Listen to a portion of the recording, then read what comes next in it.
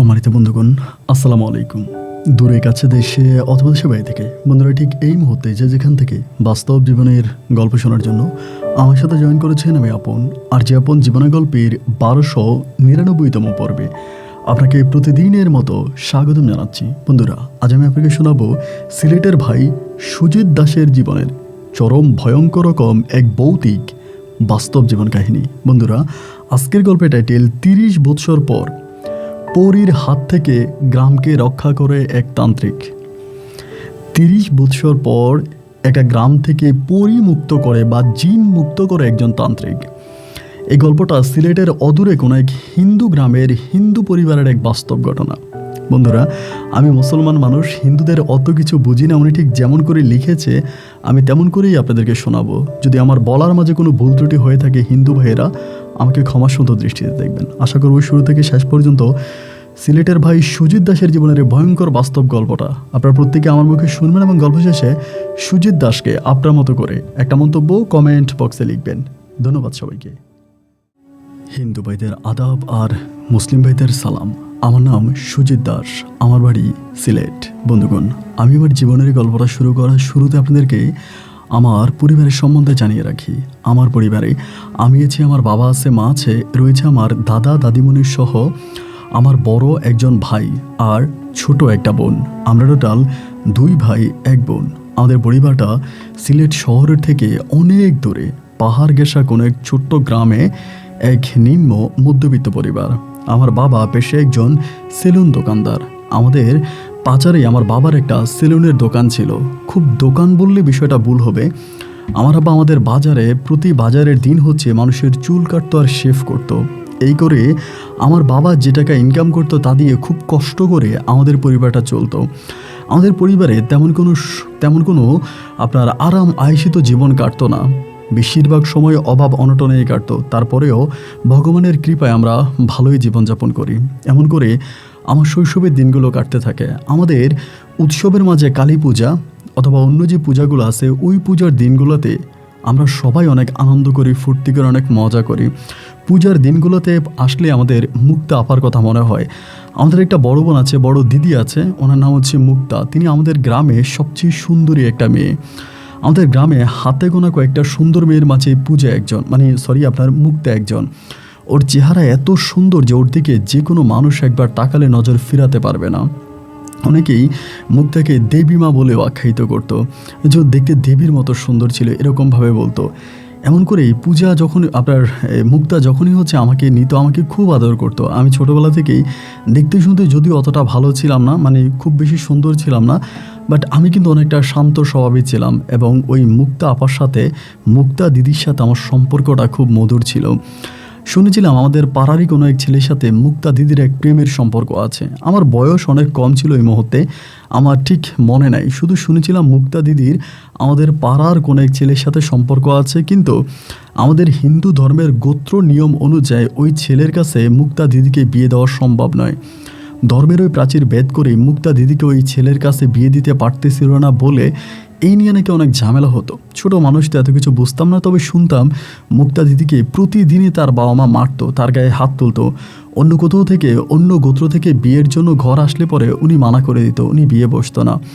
পরিবারের অত্যাচার, অবিচার এবং নিপীড়ন সহ্য করতে না পেরে একদিন গভীর রাতে এই মুক্তা দিদি আত্মহত্যা করে, তিনি ফাঁসি দিয়ে মারা যায়। এই জীবনে প্রথম আমি কোনো ফাঁসি দেওয়া মানুষের চেহারা দেখলাম বা ফাঁসি দেওয়া মানুষের লাশ দেখলাম। মুক্তা দিদিকে দেখার পরে আমার বুকের ভিতরটা তখন কেঁপে ওঠে। এরকম ওনার জিহ্বাটা একেবারে প্রায় ওনার বুক পর্যন্ত বের করে রেখেছে। মনে হয় যেন কেউ একজন ওনার জিহ্বাটাকে টেনে বের করে নিয়েছে এবং চোখগুলো অনেক বড় বড় হয়ে যায়। মুক্তার দিদির চেহারা জীবিত থাকা আর মৃত থাকার মাঝে অনেকটা পার্থক্য দেখা দেয়। মৃত্যুর পরে ওই মুক্তা দিদির চেহারা সম্পূর্ণভাবে পাল্টে যায়। নর্মালি কোনো মানুষ যদি ওনার লাশ দেখতো তাহলে আমার মনে হয় ভয়ে আটকে উঠতো। আমি অনেক ছোটো ছিলাম, একবার দেখার পরে আমি দ্বিতীয়বার আর ওনার লাশের দিকে তাকাই নেই। এতটা ভয়ঙ্কিত, আতঙ্কিত ওনার চেহারা ছিল। একটা পর্যায়ে উনি আত্মহত্যা করে মারা গেছে। সবাই বলে দিদি হচ্ছে পরপারে আপনার নরকে যাবে, দিদিকে নরকে নিয়ে যাবে, এরকম কথা বলতো। মাকে জিজ্ঞেস করতাম, মা নরক কেমন? মা বলে নরক অনেক কষ্টে, নরকে অনেক কষ্ট করে মানুষকে থাকতে হয় এবং মানুষ যদি একবার নরকে যায় তো সেখান থেকে আর স্বর্গে আসতে পারে না। এরকম কথাবার্তা মায়ের মুখে শুনতাম, তবে শুনতে খুব খারাপ লাগতো যে মুক্তা দিদির মতো একটা ভালো মানুষ তিনি সারা জীবন নরকে থাকবে, মানে মৃত্যুর পরে নরকে চলে যাবে, শুনতে খুব খারাপ লাগতো। এরপরও মুক্তা দিদির সুখটা খুব সহজে কাটায় উঠতে পারি নাই। মাঝে মাঝে চিতাখোলার ওখানে গিয়ে ওখানে বসে থাকতাম। ওনাকে পোড়ানোর পরে ওনার কিছু জিনিস থাকে আমাদের হিন্দু ধর্মের, এগুলো গর্ত করে একটা জায়গার মধ্যে রাখা হয় এবং সেখানে হচ্ছে ওই জায়গাটার মধ্যে মাঝে মাঝে গিয়ে বসে থাকতাম।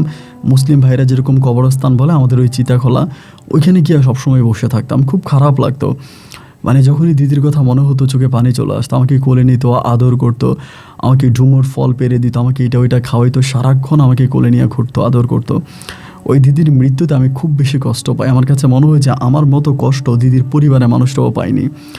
দিদির শোকটা সামলিয়ে আস্তে আস্তে করে উঠতেছিলাম। আমার বয়স তখন প্রায় 13 থেকে 14 বছরের কাছাকাছি হবে, এবং 13 ওই 14 বয়সে এতে দিদি মরে গেল প্রায় 5 থেকে 6 বছর পরের কথা বলতেছি। তো 13-14 বছর বয়স আমার, এবং আমি ওই বয়সটাতে মানে আপনার দেখতে শুনতে অনেকটা বড় হয়ে যায়। মানে এরকম না যে আমি ছোট মানুষ, এরকম কিছু না, মানে দেখতে শুনতে অনেকটা বড় হয়ে যায়। মানে বয়স কম কিন্তু দেখতে শুনতে অনেক, শরীরের মাংস বেড়ে যায়, উঁচে লম্বা হয়ে যায়। তেমন করে কালী পুজো আসতেছে, মানে আমাদের পূজার উৎসবগুলোতে আমরা খুব মজা করতাম। আমাদের মজার একটাই জায়গা ছিল, সেটা হচ্ছে পূজার উৎসব। মানে পূজা আসলেই আমাদের আনন্দের কোনো শেষ নেই। আমরা পূজা আসলে সবাই, মানে পরিবারের সব পাড়া পুরুষের সবাই মিলে খুব আনন্দ ফুর্তি করতাম। আমাদের পাড়াটার নাম ছিল দেবীপাড়া, এবং দেবীপাড়াতে পূজা আসলে বিভিন্ন মুসলিম পাড়া থেকেও ছেলেরা চলে আসলে দেবীপাড়ায়। কারণ দেবীপাড়া মানেই হচ্ছে পূজার সময় প্রচুর পরিমাণের আনন্দ ফুর্তি, হই হুল্লা, মজা মাস্তি। যাই হোক, এবার কালী পূজা আসছে। তো কালী পূজা যেতে মানে আসার 3 দিন আগে আমাদের অনেকের আত্মীয় স্বজন আছে আপনার ঢাকা, মানে আপনার ইন্ডিয়াতে।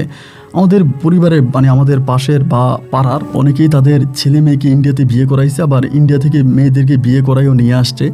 তো এই জন্য দেখা যায় যে ইন্ডিয়ার সাথে আমাদের সম্পর্কটা অনেক ভালো, মানে অনেক ভালো সম্পর্ক। তো কালী পূজার কিছুদিন আগে ইন্ডিয়া থেকে এক দাদা আসে বলতে উনি আমার থেকেও বয়সে বড় হবে, এরকম হবে যে প্রায় 22 থেকে 23 বছর বয়স ওনার হবে। তো 22 থেকে 23 বছর বয়স হবে, উনি একেবারে টাগরা জোয়ান।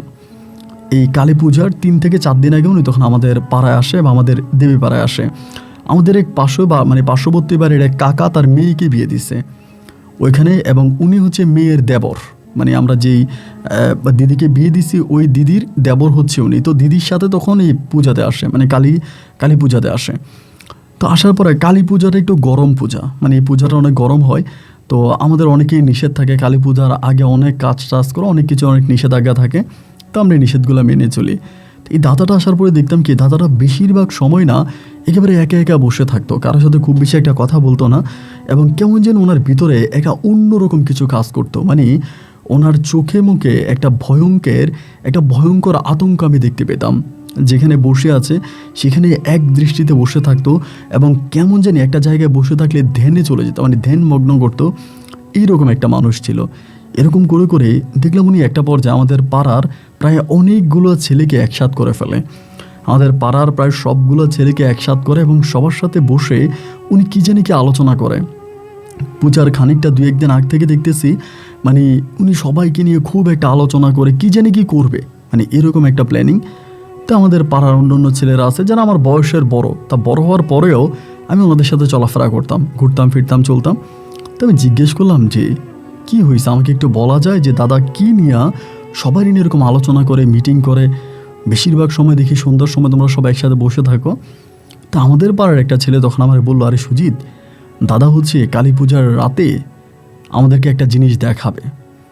আমি বললাম দেখাবে? কি দেখাবে? বলে যেটা দেখাবে এটা তোকে বলা যাবে না। আমি বললাম আমরা তো একসাথেই চলাফেরা করি, তা আমাকে বলা যাবে না কেন? আমরা তো আর কেউ আলাদা না, তাই না? আমাকে বলে না, তুই ছোটো মানুষ, শুনলে ভয় পেয়ে যাবি।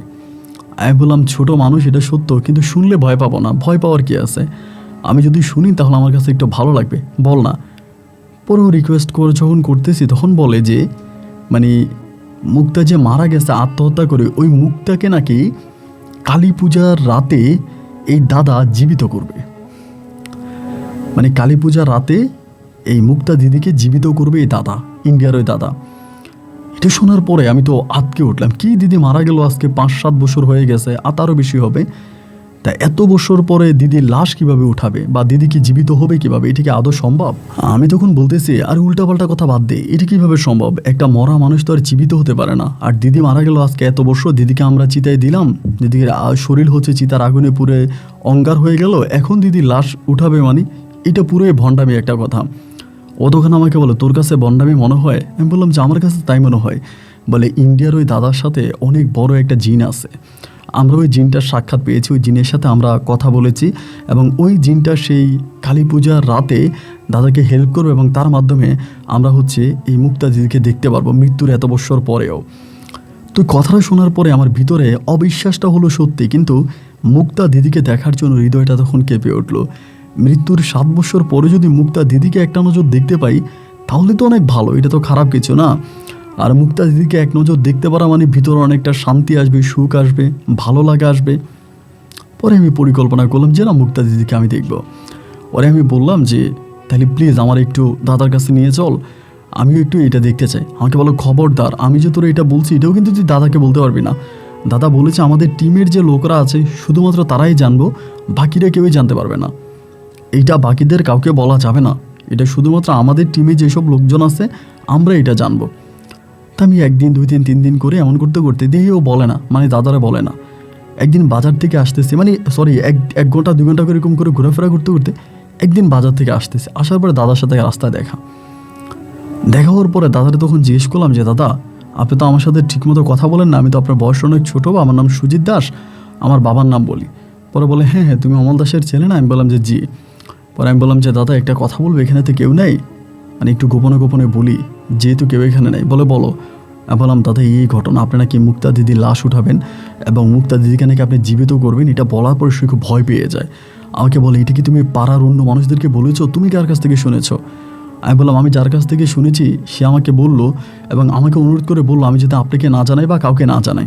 পরে বলে নাম বলো, আমি তখন আমার বন্ধুর নাম বললাম যে ও আমাকে বলছে। দাদা তখন বলে যে এই ছেলেটার পেটে কোনো কিছু হজম হয় না, তোমারে বলে দিচ্ছে? আমি বললাম যে জি। আমি বললাম দাদা দেখেন আমি কাউকে বলবো না, আর আমার কাউকে বলার কোনো ইচ্ছেও নাই, তবে আমার একটা ইচ্ছা আছে, আমি মুক্তা দিদিকে অনেক ভালোবাসতাম, মানে দিদিকে আমি অনেক পছন্দ করতাম। দিদির সাথে এক কথায় বলতে গেলে আমার আত্মার সম্পর্ক। আপনি যদি দিদিকে জীবিত করেন তাহলে আমি একটা মানে খানিকের জন্য হলেও আমি দিদিকে একটু দেখতে চাই, মানে দিদির চেহারাটা আমি একটু দেখতে চাই যদি দিদিকে আপনি জীবিত করতে পারেন। বলে আচ্ছা ঠিক আছে, তবে একটা শর্ত আছে। বললাম শর্ত? বলে যে রাতে আমরা কাজটা করব পূজা রাতেই করব, কালী পূজা রাতে, কিন্তু ওই রাতে আমরা যে ওখানে যাব, আমরা যাই লোকজন যাব, গিয়ে আমরা এই শ্মশান ঘাটের পাশে একটা ঘরের মধ্যে আমরা সবাই ঢুকবো এবং ঢুকার পরে সেখানে আমরা কাজ চালিয়ে যাব, কিন্তু এই কথা কাউকে বলা যাবে না, এই পাড়ার কোনো মানুষকে বলা যাবে না, কারোর সাথে শেয়ার করা যাবে না, যদি করো তাহলে কিন্তু তোমার ক্ষতি হবে। আমি বললাম না আমি কারোর সাথে শেয়ার করতে যাব কেন, এটা তো শেয়ার করার মতো কথাই না, আমি কাউকেই বলবো না, আপনি যদি আমাকে একটু দেখান আমি খুব খুশি হব। তো ঠিক আছে তাহলে অপেক্ষা করি। এবার অপেক্ষার পালা। 1 দিন 2 দিন 3 দিন করে সময়গুলো পার হইতেছে, আর আমার 1 দিন 2 দিন করে পার হচ্ছে, এরকম করতে করতে পূজার রাত চলে আসছে। যে রাতে আমরা আমাদের এই কার্যক্রমটা করব সেই রাতে সন্ধ্যা রাত থেকেই আমার ভিতরে কেমন যেন একটা উদ্দীপনা কাজ করতেছে যে আজকে দিদির লাশ দেখবো, মানে দিদির চেহারা দেখবো, দিদি হচ্ছে জীবিত হবে। দিদি মা বলতো আমাকে, আমারও অনেক স্মৃতি মনে আছে, ছোটোবেলা আমাকে কোলে নিত, আদর করতো, চুমা দিত, আমাকে ঘুরে ঘুরে পুরো পাড়ায় ঘুরে বেড়াতো, পাড়ার এখানে ওইখানে বিভিন্ন জায়গায় আমাকে নিয়ে যাইতো। দিদির সাথে আমার এত মধুর সম্পর্ক, এত ভালোবাসাবাসির সম্পর্ক, আমি সেই দিদিকে দেখতে পারবো, মানে আমি তো মহা খুশি যে আমি দিদিকে দেখবো, সরাসরি দিদিকে দেখবে, এর থেকে বড় খুশি তো কিছু হতে পারে না। রাত্র আনুমানিক প্রায় 12টা বেজে গেল। একে একে সবাই তখন শ্মশান ঘাটে রেডি হচ্ছি। আমি, দাদা, মানে ওই ইন্ডিয়ার দাদা, আরও কয়েকজন আছে আমাদের পাড়ার, আমরা প্রায় 8 জনের মতো একটা গ্রুপ, ওই দাদা সহ তখন ওই শ্মশান ঘাটের মধ্যে গেলাম। ঘড়ির কাটার সময় তখন প্রায় রাত্র 12টা থেকে 12:30 কাছাকাছি হয়ে গেল। এই সময় শ্মশান ঘাটের পাশে একটা ঘর আছে, মানে ছোট একটা ঘর আছে, ঘরের মধ্যে মাঝে মাঝে এখানকার লোকজন এসে বসে বিশ্রাম করে, কিন্তু এই ঘরে কোনো দরজা নাই, ঘরটার কোনো দরজা নাই। ঘরটা হচ্ছে 4-5টা আপনার ওয়াল করা, উপরে হচ্ছে টিন দেওয়া এবং ভিতরে কিছু কাঠের ডেকোরেটরের কাজ করা। রাত্র 12টার দিকে আমরা প্রদীপ নিয়ে সব কিছু নিয়ে তখন ওই ঘরের মধ্যে ঢুকলাম। শ্মশান ঘাটের পাশেই হচ্ছে এই ঘরটা, মানে একদম শ্মশান ঘাটেই বলা চলে। এই ঘরের মধ্যে ঢুকলাম। ঢুকার পরেই দাদা তখন তার মন্ত্রতন্ত্র দেওয়ার জন্য একটা বই উনি বের করলো, ওনার ইয়ে থেকে, বিশাল আকারের একটা বই। এবং বইটা বের করার পরে দাদা তখন সবাইকে বলতেছে যে তোমরা সবাই গোল হয়ে বসো, মানে একটা মিটিং করলে যেরকমভাবে বসো না, এরকম করে গোল হয়ে তোমরা সবাই বসো। তো সবাই তখন যে যার মতো করে দাদার চারপাশে গোল হয়ে বসলো। ঘড়ির সময় তখন প্রায় রাত 2টা বাজে। দাদা তখন একজনকে বললো, যাও তুমি তোমার কাজ করে আসো। এই যে দাদা কথাটা বলতেছে যে যাও তুমি তোমার কাজ করে আসো, ওই সময় মনে হয় দাদার মাঝে দাদা নাই, দাদার মাঝে অন্য কেউ একজন ঢুকে গেছে। উনি যে কথা বলতেছে, কথাগুলোর মাঝে প্রচণ্ড রকমের আতঙ্ক এবং ভয় নিয়ে উনি তখন কথাটা বললো যে যাও, তোমাকে যেটা বলছি তুমি সেটা করো। একটা বলার পর আমাদের পাড়ার এক ছিল, ও তখন বাইরে গেল, বাইরে থেকে এক মুঠ মাটি নিয়ে আসলো। এই মাটিটা কোত্থেকে আনছে এটা জানি না। মাটিটা আনার পরে মানে জাস্ট মাটিটা নিয়ে আসছে, আনার পরে এই মাটিটা তখন যে ওনার যে মানে বইটা ছিল যেটা নিয়ে উনি এখানে বসে আছে, এই বইটার উপরে তিনি তখন একটা লাল কাপড় বসাই দিল। মানে এই বইটার উপরে একটা লাল কাপড় দিয়ে দেওয়ার পরে ছেলেটারে বললো যে মাটিটা এখানে ছিটিয়ে দাও। ও তখন এই মাটিটা কী করলো, এখানে ছিটাই দিল। এবং দেওয়ার পরেই দা তখন মন্ত্র পড়তে শুরু করলো। সাথে সাথে আমাদেরকেও একটা মন্ত্র পড়তে বললো, আমরা ওইটা পড়তেছি। আমরা আমাদের মন্ত্র পড়ি, দাদার মন্ত্র পড়ে। এবং সবাইকে বললো তোমরা এখান থেকে উঠে যাবে না, যতই ভয়ঙ্কর হোক, যতই ভয় পাও, বা তোমরা যদি কোনো কিছু দেখতেও পাও, এখান থেকে উঠে যাবে না। মানে যাই হোক যেটাই হোক এখানেই বসে থাকবা। যদি মরো তাহলে এখানেই মরবা, আর বাঁচলে এখান থেকে বাইচা ফিরবা, কিন্তু কেউ এখান থেকে উঠবা না। তখন তো ভাই পুরো শরীরের পশম দাঁড়িয়ে গেছে এবং প্রচুর ঘামিয়ে যাচ্ছিলাম যে আল্লাহ, এটা ভগবান, এইটা কেমন কথা? আজকে বাঁচতে পারবো নাকি আজকে এখানেই ভগবান আমাদেরকে মৃত্যু দিবে? সবাই তখন ভগবানের কাছে প্রার্থনা করতেছি যে আমাদেরকে বাঁচাও, এবারের মতো বাঁচিয়ে দাও। এরকম করতে করতেই দাদা মন্ত্র পড়ে এবং মন্ত্র পড়তে একটা পর্যায়ে হঠাৎ করে দেখলাম কি যে আপনার লাল কাপড়টার ভিতর থেকে আগুন জ্বলে উঠলো। এবং আগুনটা জ্বলার কিছুক্ষণ আগে যেটা দেখলাম যে লাল কাপড়ের ভিতরে কি জানি নড়াচড়া করতেছে, মনে হয় কোনো একটা প্রাণী এটার ভিতরে হাঁটতেছে, কাপড়টা লুটতেছে। মুহূর্তের মধ্যে দেখলাম ভিতর থেকে দাপ করে আগুন বেরোইছে, এবং আগুন এমনভাবে বেরোইছে, আগুনের শিলাটা মনে হয় আগুনটা ভিতর থেকে জ্বইলা একেবারে হঠাৎ করে বেরোইছে। এবং আগুনের মানে লালাটা পুরো গিয়ে হচ্ছে আপনার ওই যে টিনের যেই ছাদ ছিল, ওই টিনের ছাদের মধ্যে লাগছে। আমরা সবাই তখন লাফ দিয়ে উঠে গেলাম। লাফ দিয়ে উঠে যেয়ে দেখতেছি যে আগুনটা ভিতরে মানে আপনার টিনের চালে লেগে গেছে। এখন টিনের চালে যেহেতু আগুন লেগে গেছে, তাহলে তো আগুনটা আপনার মানে হচ্ছে কি আপনার আমাদেরকে ধরে ফেলবে। আমরা তখন সবাই দৌড়িয়ে বেরিয়ে গেলাম। এখন সবাই দৌড়িয়ে বেরিয়ে আসলাম, কিন্তু দাদা বেরোচ্ছে না এবং আগুন কিন্তু আস্তে আস্তে করে টিনের চালে ধরে যাচ্ছে। দাদা তখন ধ্যানে বসে গেছে, মানে ধ্যান করতেছে বসে। তো আমাদের পাড়ার আরেকটা ছেলে আছে, ও তখন দৌড়ে ভিতরে ঢুকে বলতেছে, দাদাকে বলতেছে চলে আসার জন্য, বলতেছে আগুন ধরে গেছে রুমে, আপনি চলে আসেন। কিন্তু দাদার কোনো সারা শব্দ নাই। ও তখন মানে আমাদের পাড়ার ছেলেটা বেরিয়ে এসে বলতেছে যে আরে দাদা তো কোনো কথা বলে না, চল আমরা সবাই মিলে দাদাকে উঠে নিয়ে আসি ওখান থেকে। তো আমি তখন বললাম যে আরে আমরা সবাই যাবো, গড়টা তো এখনই হয়তো পড়ে যাবে, মানে টিনের চালটা যদি আমাদের উপরে পড়ে তাহলে তো আমরা মারা যাবো। কারণ এটা তো আর ছোটো না, অনেক বড় একটা চাল। এটা তো একদম একতলা দোতলা করে চালটা। আপনারা যারা মন্দিরের পাশে ওরকম শ্মশান ঘাটের ঘরগুলো দেখবেন এরকম মানে ফাউন্ডেশন করার মতো। আমি তখন বললাম এটা তো করা যাবে না, এটা যে কোনো সময় আমাদের উপরে ভেঙে পড়তে পারে, আমরা ঢুকতে পারবো না। তাও ঢুকবো একটা প্ল্যানিং করতেছে, এমন সময় হঠাৎ করে আপনার এই ছাদটা তখন ভেঙে পড়ে গেছে ঘরের মধ্যে। তো ঘরের মধ্যে ভেঙে পড়ে গেছে একটাবার, যে আমি বললাম আরে এমন ঘটনা, তো আমরা তো আর ভিতরে ঢুকতে পারছি না, বাড়া থেকে কাউরে ডাক দিই। তখন তো সবাই কালী পূজা নিয়ে ব্যস্ত, পূজার মধ্যে সবাই। আমি দিলাম দৌড় পাড়ার দিকে দৌড় দিয়ে পূজা মণ্ডপে গেলাম, যে বলতেছি সর্বনাশ হয়ে গেছে, হচ্ছে অমুক দাদা, সে হচ্ছে মানে শ্মশান ঘাটের পাশে মানে পুড়ে যাচ্ছে। তো আমাদের মণ্ডপে যারা ছিল তারা সবাই দৌড় দিল আমার সাথে, তখন আমার সাথে দৌড় দিল। এবং অতক্ষণের মধ্যে তখন পাড়ার অন্য ছেলেরা কেমনে মানে ভিতরে ঢোকার চেষ্টা করলো। এবং একটা পর্যায়ে সবাই পানিটা নিয়ে আনলো, পানি ঢাললো। পানি আপনার ঢালার পরে ভিতর থেকে দাদার একেবারে মৃত, একেবারে পোড়া, মানে সম্পূর্ণ পোড়া একটা বডি দাদা বের করে নিয়ে আসলো। মানে পাড়ার সবাই বের করে নিয়ে আসলো, একেবারে পুরো শরীরটা পুড়ে গেছে, একদম অঙ্গার হয়ে গেছে। তো ওনাকে আনার পরে ওনার তো দিদি কান্না করতেছে। তখন ওই পরের দিন ইন্ডিয়া থেকে দাদার যে আত্মীয় স্বজন আসছে তারা আসছে আর কি, যে দাদা আগুনে পুড়ে গেছে ওনার। এরপরে সবাই জিজ্ঞেস করতেছে কি হয়েছে এখানে। আমরা তখন ঘটনাটা বলার পর আমাদের গ্রামের যে মোড়ল আছে তিনি আমাদের সবাইকে ধমকাইলো যে ওইরকম একটা আত্মঘাতী কাজ করতে গেল, একটা মেয়ে মারা গেছে আজকে 7-8 বছর হয়ে গেল, এই মানে আত্মহত্যা করে মারা যাওয়া এই মেয়েটাকেও জীবিত করবে, এইটা বইলা ওইখানে হচ্ছে তন্ত্রমন্ত্রের আসর বসালো। তোমরা আমাদেরকে বললো না কেন? আমরা যারা বয়স্ক লোক আছি, আমরা যারা মুরব্বী আছি, এদের কাউকে বিষয়টা জানাইতা, বলতা যে এই ঘটনা ঘটতেছে, আমাদেরকে জানাইলে না কেন, কেন বললা না, তোমাদের তো বলা উচিত ছিল। তা আমরা আর বলি নাই। এবং ওই দিন রাতে দাদা মারা গেল এবং পরের দিন দাদার এই ডেড বডি হচ্ছে তারা ইন্ডিয়াতে নিয়ে গেছে, মানে ওখানেই চিতাখোলা করবে, ওখানে নিয়ে গেছে। তো দাদার ডেড বডি তো নিয়ে চলে গেল, কিন্তু এরপরে রাতে শুরু হলো আমাদের গ্রামে ঘটনা।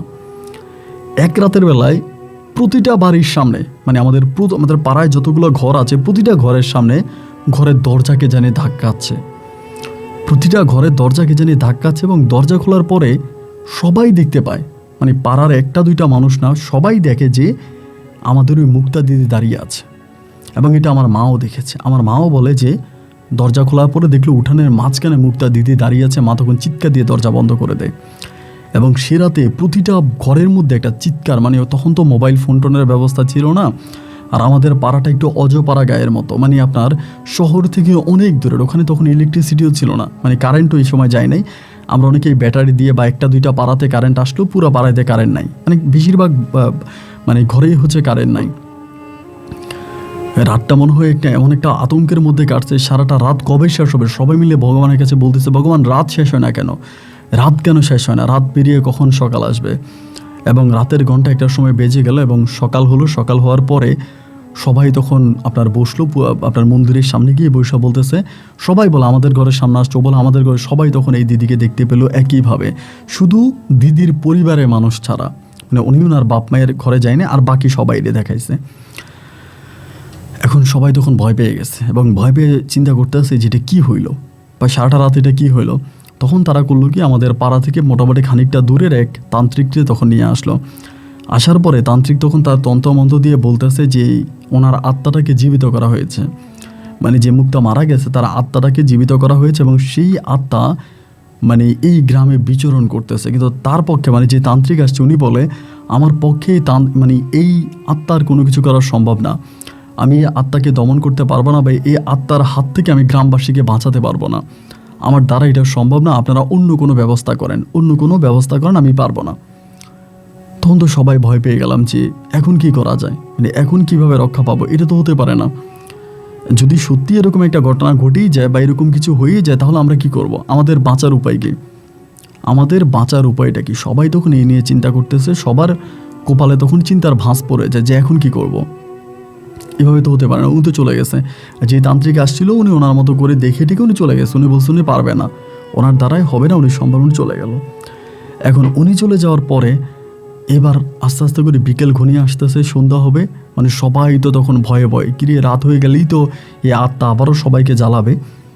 এবং সেই রাতেও পুরো পাড়ায় না, মানে পরিবারে না, এই দুই একটা ঘরের সামনে গিয়ে এই ডাকাডাকি করতে শুরু করে এবং ডাকতেছে, মানে নাম ধরে ডাকতেছে, দরজা ধাক্কাইতে আসছে, ঘরের মানে চালের উপরে আপনার ঢিল ছুঁড়ে মারতেছে। এরকম একটা পরিস্থিতি, মানে এক একটা রাত তো আমাদের পাড়ার মধ্যে কাটে না, মনে হয় যেন আমাদের কিয়ামতের মতো হয়ে যাচ্ছে, কেউই আর এটা দিয়ে মানে কোনো কিছু করতে পারে না। একটা পর্যায়ে আমরা অনেক ঘোরাঘুরি করে অনেক করে আমরা বরিশাল থেকে একজন হিন্দু ধর্মের তান্ত্রিক নিয়ে আসি, এবং উনি নাকি অনেক গরম মানুষ, মানে অনেক গরম একজন তান্ত্রিক। এবং সেই তান্ত্রিকটাকে আনার পরে উনি তখন ওনার মতো করে তন্ত্র মন্ত্র খেলা দেখাচ্ছে, উনি ওনার মতো করে মন্ত্র পড়তেছে। এরকম করে উনি একটা পর্যায়ে মানে সারাটা দিন একেবারে সকাল 10টা থেকে রাত্র প্রায় 1টা পর্যন্ত উনি এই জায়গার মধ্যেই বসে উনি কাজগুলো করে, এবং রাত 1টার দিকে উনি তখন ঢুলে পড়ে যায়, মানে জ্ঞান হারিয়ে ফেলে। এবং উনি জ্ঞান হারিয়ে ফেলার পরে এরপরে সবাই ওনার হাতে চোখে মুখে পানি ঢালে, ওনার পানি দেওয়ার পর ওনাকে মানে খাবার দেয়, এবং উনি বলে যে আপনাদেরকে এইটা আর খুব বেশি বিরক্ত করবে না, আপনাদের কারো বাড়ির সামনে আসবে না, কিন্তু এটাকে আমি বিদায় করতে পারি না, মানে আত্মাটাকে আমি দহত করতে পারি না, আত্মাটা এখনও আপনাদেরকে ডিস্টার্ব করবে, আমি যতটুকু পারছি করছি, আমার দ্বারা আর সম্ভব না। তবে উনি যেই রাতে আমাদের পাড়ায় ছিল ওই রাতে আর কিছু হয়নি। উনি চলে যাবার পরের রাতের কথা বলি, এর পরের রাতে যেটা হলো যে আর কোনো বাড়ির সামনে এসে দরজা ধাক্কায় না, নাম ধরে ডাকে না, কিন্তু সারাটা রাত উনি চিৎকার করে। এবং এই চিৎকারের শব্দ যে শুধু আমরা শুনি তা নয়, মানে পাড়া সবাই শোনে, প্রতিটা ঘরের মানুষ শুনতো, এমন জোরে জোরে চিৎকার করতো। এবং একটা মানুষ ধরেন খুব কষ্টে থাকলে যেরকম করে চিৎকার করে না, এরকমভাবে চিৎকার করতেছে, মানে ওনার চিৎকারে পুরো পাড়ার মানুষ ঘুমাতে পারতো না। এভাবে কয়েকটা দিন কাটলো, এবং কয়েকটা দিন কাটার পরে যেটা হইলো যে রাতের বেলায় কেউ ঘর থেকে বেরোলেও ওনাকে দেখতে পাইতো, ধরুন ঘর থেকে বেরোইছে, বেরোয়ার পর ওনাকে দেখতে পাইতো, ওই জন্যই সামনে দাঁড়ায় আছে। বা অনেক সময় বাজার থেকে আসতেছে, বাজার নিয়ে ওই সামনে দাঁড়ায় যাইতো। একটা পর্যায়ে আস্তে আস্তে করে আমাদের গ্রামে মানুষ কমতে থাকে। তখন তো আসলে আপনার মানুষ আস্তে আস্তে করে যে যার মতো করে গ্রাম ছেড়ে যাচ্ছে। এমনিতেই তো তখন মানুষের বসতি কম ছিল, কেউ আত্মীয়র বাড়িতে, কেউ এখানে, কেউ সেখানে। একটা পর্যায়ে আমরাও তখন সিদ্ধান্ত নিলাম যে আমরা এই গ্রাম ছেড়ে চলে যাব, কারণ এই গ্রামে তো আর থাকার কোনো পরিস্থিতি নাই। যেভাবে ডিস্টার্ব শুরু করেছে ওই গ্রামে আর থাকতে পারবো না। একটা সময় এই দেবীপাড়া গ্রামটা, সিলেটের ওই দেবীপাড়া গ্রামটা একেবারে জনশূন্য হয়ে পড়ে। আস্তে আস্তে করে মানুষ কমতে কমতে কমতে কমতে ওই গ্রামে আর কোনো মানুষই থাকে না। গ্রামের সমস্ত মানুষ এবং আমরা পর্যন্ত আমার নানার বাড়িতে চলে যাই। আমার মাকে নিয়ে, আমার বাবাকে নিয়ে, আমাদের অন্য ভাই বোনদেরকে নিয়ে আমরা তখন আমার নানু বাড়িতে চলে যাই। এবং নানু বাড়িতে গিয়ে ওখানে তখন থাকতে শুরু করি। আমাদের মানে একদম দানি জমি ছিল, বাড়ি ছিল, ঘাট ছিল, সব কিছু ছিল। এই সমস্ত কিছু ছেড়ে আমরা তখন চলে আসি, কারণ আমাদের ওখানে থাকার আর কোনো পরিস্থিতি নাই। মানে কিভাবে থাকবো, যে ঘটনা বা যে অবস্থা, ওভাবে তো থাকার কোনো উপায় নেই। এমন করে এরই মাঝে আমরা আমার নানির বাড়িতে চলে আসি। নানির বাড়িতে থাকতেছি, দীর্ঘদিন ধরে নানির বাড়িতে থাকি। তো দীর্ঘদিন ধরে থাকি এবং একটা সময় আমার নানুদের সাথে আমাদের সমস্যা দেখা দেয়। আমার মায়ের সমস্যা দেখা দেয়, কারণ ভাই মুসলিম ভাইয়েরা তো হচ্ছে গিয়া মানে নানার বাড়িতে যেতে পারে, কারণ তাদের নানার বাড়িতে তারা সম্পদ পায় মামাদের কাছে। কিন্তু আমাদের হিন্দুটা হচ্ছে আলাদাই। হিন্দু ধর্মের কোনো মেয়েকে যদি বিয়ে দিয়ে দেওয়া হয়, তবে তার বাপের বাড়ি থেকে যা কিছু সে পাবে ওই বিয়েতেই সব কিছু দিয়ে দেওয়া হয়। এরপরে আর মেয়ে তার বাবার উপরে কোনো কিছু দাবিদার থাকে না, বা ওই মেয়ে তার বাবার বাড়িতে আসলেও তাকে আর ওভাবে মূল্যায়ন করা হয় না যেভাবে মুসলিমদেরকে মূল্যায়ন করে। তো এবার আমরা যখন আসছি, আমার মামারা তো এমনি আগে আমাদের উপর একটু রাগান্বিত, এবং এরপরে দেখা যায় আস্তে আস্তে করে ঝগড়া বাড়তেছে। তো একটা পর্যায়ে আমার বয়স তখন প্রায় 22 বছরের কাছাকাছি, 22 থেকে 23 বছর। আমি তখন সিদ্ধান্ত নিলাম যে আমরা পাড়ায় গেলেই না সমস্যা, মানে আমাদের দেবী পাড়াতে গেলে সমস্যা, কিন্তু আমরা যদি আপনার করি, আপনার মানে ধানি জমিতে ফসল করি, ফসল করতে তো কোনো সমস্যা নাই, কারণ ফসলের মাঠগুলো তো খালি পড়ে আছে। ওইখানে ফসল করলে অন্তত ধান যদি হয়, সেই ধানটা নিয়ে আসলাম, এবং ধানটা নিয়ে আসলে তো মানে আর কোনো ঝামেলা হবে না, মানে অন্তত ধানটা নিয়ে তো আসা যাবে। এরকম একটা চিন্তা ভাবনা করলাম। করার পরে আমি তখন করলাম কি, এখানে আমি ধান চাষ করলাম। মানে আমাদের ওই দেবীপাড়ার পাশেই একটা জমিতে ধান চাষ করছি। আমি আর আমার বড় ভাই মিলে, আমরা দুজনে মিলে ধান চাষ করছি। তো ধান চাষ করছি, এই তো বড় ভাই কিন্তু বিয়ে করছে। মানে আমার নানু বাড়িতে যাওয়ার পর বড় ভাইয়ের বিয়ে করছে, আমি বিয়ে করি নাই। তাই ধান চাষ করতেছি, এবং তো প্রচুর ধান হয়েছে। মানে আবাদ করছে, আবাদে প্রচুর ধান উঠছে, এবং ধান ওঠার পরে ধানগুলো নিয়ে আমরা তখন ধান যখন পাইকে গেছে, ধান কাটতেছি। একদিন হলো কি, মানে ধান কাটতেছি এবং কাটতে কাটতে মানে আপনার প্রায় সন্ধ্যার পর হয়ে গেছে, এবং গ্রামের মধ্যে খুব একটা যায় না। মানে আমাদের যে দেবী পাড়া আছে, ওই পাড়ার মধ্যে খুব একটা ঢুকি না। ওই দিন সন্ধ্যার পরে খুব আলো জ্বলতেছে, আকাশে একটা ঝলমল চাঁদ ছিল। আমার বড় ভাই আমাকে বলতেছে যে সুজিত চল, আজকে না হয় আমরা আমাদের বাড়িতে থাকি, মানে আমাদের পাড়ায় থাকি। আমি বললাম, দাদা আপনি কি পাগল হয়ে গেছেন? যে পাড়ায় কোনো মানুষ থাকে না, আজকে এত বছর ধরে এই পাড়ায় আমরা থাকবো? মুক্তার আত্মা যেভাবে এই পাড়ায় ঘুরে বেড়ায়, আমরা যে এখানে আবাদ করছি, এটিও তো আমাদের ভুল হয়েছে। আমরা তো ওখানে আবাদ করাটাও ঠিক হয় নাই, তো আমরা ওখানে যাব কীভাবে? ওখানে যাওয়া ঠিক হবে না। তো এরকম করে করে পরে এখান থেকে আমরা তখন চাষাবাদ করে গেলাম, মানে চাউল নিয়ে গেলাম, ধান নিয়ে গেলাম। এরপরে ওখানে আমরা আখের চাষ করি, মানে কুইশোর ক্ষেত যেটা, আখের চাষ করি। আখ গাছ লাগাই দিই, এবং লাগানোর পরে যেটা হলো, আখের গাছ যখন বড় হইলো, বড় হওয়ার পরে এই বিভিন্ন শিয়াল বা অনেক মানে পাহাড় থেকে শিয়াল নেমে এসে আখ গাছ নষ্ট করে ফেলতো, আখ নিয়ে চলে যেত, খুব ঝামেলা করতো আর কি। তো একটা পর্যায়ে আমি আর ভাইয়াও করলাম কি, যে আমরা আখের ক্ষেত পাহারা দিব।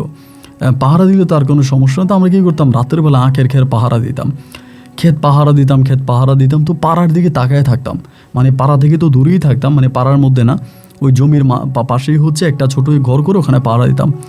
তো রাতের বেলায় আমি আর দাদা হচ্ছে পাড়ার দিকে তাকায় থাকতাম, আমাদের পাড়ার দিকে, বাট কাউকে দেখতে পেতাম না। একেবারে নিশ্চুপ নীরব, ঝিঝি পোকারা উঠতেছে দেখা যাচ্ছে, অন্ধকার জন্য চাঁদের আলো পড়তেছে, মানে পাড়ার মধ্যে কোনো কিছু নেই। একদিন আমার হঠাৎ মনে হলো, রাত্র তখন প্রায় আপনার 11টা থেকে 11:30 মধ্যে আমি পাড়ার মধ্যে ঢুকবো। এই পুরো পাড়ায় কিন্তু কোনো মানুষ নাই, আমি পাড়ার মধ্যে ঢুকবো। দাদারা বললাম, দাদা চলেন আজকে একটু পাড়ার মধ্যে যাই, আকাশে এত বড় একটা চাঁদ, একটু পাড়া থেকে ঘুরে আসি। আমার দাদা আমারে বলে, তো তুই সবসময় আমাকে বলতি যাবি না, আমি যেতে চাইলেও তুই মানা করতি, আর আজকে তুই নিজে থেকে বলতেছিস পাড়ায় যাবি? আমি বললাম, হ্যাঁ দাদা, আমার ইচ্ছে করতেছে আমি একটু পাড়া থেকে ঘুরে আসি, তাই চলেন একটু পাড়ার দিকে যাই। রাত্রে 11:30 মতো বাজে, তখন আমি আর দাদা পাড়ার মধ্যে ঢুকলাম। আমাদের হাতে টর্চ লাইট ছিল, ওইটা নিয়ে তখন পাড়ার দিকে ঢুকছি। এবং পাড়ার ভিতরে ঢোকার পরে আমরা পাড়ার চারপাশে ঘুরতেছি, এদিকে যাচ্ছি ওইদিকে যাচ্ছি, ঘুরে ঘুরে ঘুরতেছি, কিন্তু কাউকেই দেখতে পাচ্ছি না। পাড়ার মধ্যে কোনো মানুষ নাই। ধরেন আপনার বিভিন্ন ধরনের পোকা টাকা এটা পাখি ঠেকে উঠতেছে, যেহেতু মানুষ থাকে না এই পাড়ায়, তাহলে তো একটু মানে দখলে জায়গা হয়ে গেছে। সারাটা রাত্র প্রায় 2টা-3টা পর্যন্ত আমি আর দাদা পুরো পাড়ায় ঘুরলাম, এই বাড়ির সামনে ওই বাড়ির সামনে, কিন্তু কাউকেই না দেখতে পেলাম না, মানে একদম নীরব। এভাবে কয়েকদিন আমরা যাইতাম আসতাম। আসা যাওয়ার মাঝে একটা পর্যায়ে মনে হলো যে পাড়াতে মুক্তা দিদি যে একটা সমস্যা ছিল ওইটা মনে হয় আর নাই। এবং একটা পর্যায়ে আমি আর আমার দাদা মিলে আমাদের ঘরের মধ্যে এক রাত কাটাইলাম। দাদা আর আমি মিলে আমাদের যেই আপনার দেবী পাড়াতে যে ঘর আছে, পুরনো ঘর, ওই ঘরের মধ্যে আমরা এক রাত কাটাইলাম। কিন্তু সেই রাতে আমরা না কোনো মানে ওই মুক্তা দিদির কোনো কিছুই দেখলাম না, মানে উনিও ছিলেন, ডাকলোও না বা কোনো কান্নার শব্দও শুনলাম না। পরে আমি মাকে বলার পরে মা বলে এক রাতে ছিলি তো, এই জন্য মনে হয় কিছু হয় না, বেশি দিন থাকলে হবে। এরপরে আমি আর দাদা কী করলাম, মানে আখের ক্ষেত পাহারা দিচ্ছি, আখ বিক্রি করতেছি এবং তার মাঝামাঝি এই ঘরে গিয়ে থাকতেছি, মানে আমাদের ঘরে থাকতেছি। এভাবে বেশ কয়েকদিন থাকলাম, বাট কোনো সমস্যা হলো না, কোনো ঝামেলা হলো না।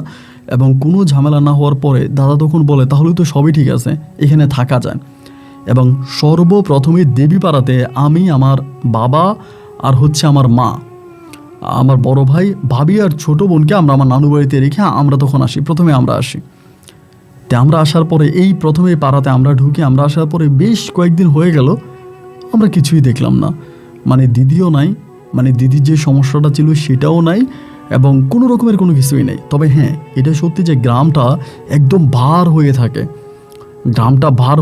এবং এই গ্রামে ধরেন এরকম যে আপনি কোনো একটা ফলের গাছ লাগাইছেন, যেগুলো আছে এগুলো তো আছেই, এগুলো আছে, কিন্তু অন্য কোনো ফলের গাছ লাগাইলে ফলের গাছগুলো মরে যায়।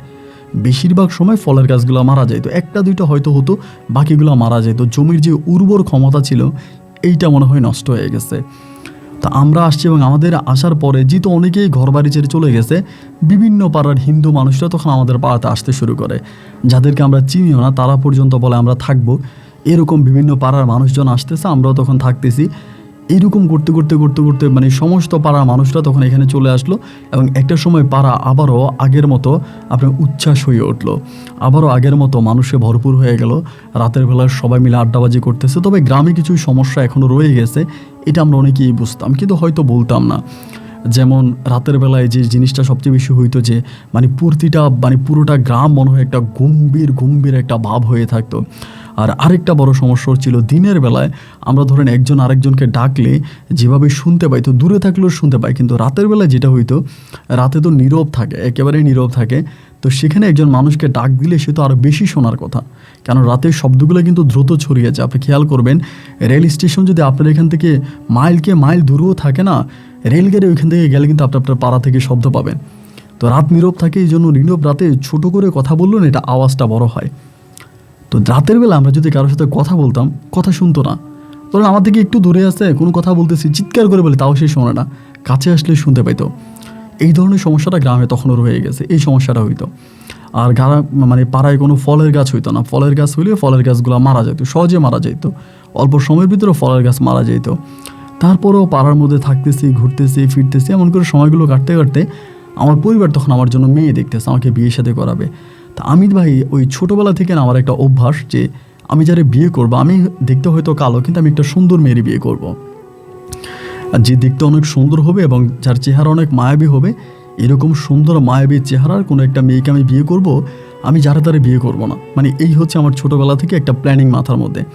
আমার বাপ মাই বলতো ভগবান তোর ভাগ্যে যা রেখেছে তাকেই তো তুই পাবি, এখন তুই তো তার চেয়েও বেটার কাউকে পাবি না। আমি বলছি না, আমি যারা বিয়ে করবো সে দেখতে দেবীর মতো সুন্দর হতে হবে।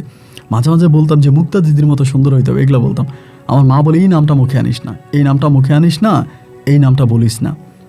আমি বললাম ঠিক আছে, তোমরা যদিও বলতেছো তাহলে এই নামটা আর বলবো না।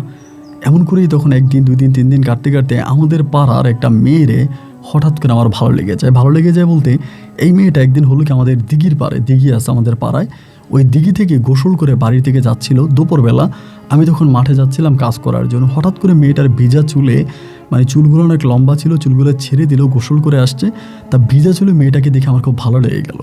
এই মেয়েটাকে আমার খুব ভালো লাগছে। তো এই মেয়েটা আমাদের পাড়ারই, কিন্তু আমাদের থেকেও একটু উন্নত আর কি, মানে একটু জাতেও উন্নত, সর্বদিক থেকে উন্নত। আমরা তো দাস মানেই হচ্ছে আমাদের এই হিন্দু ধর্মের একটু নিচু জাত বলে আর কি।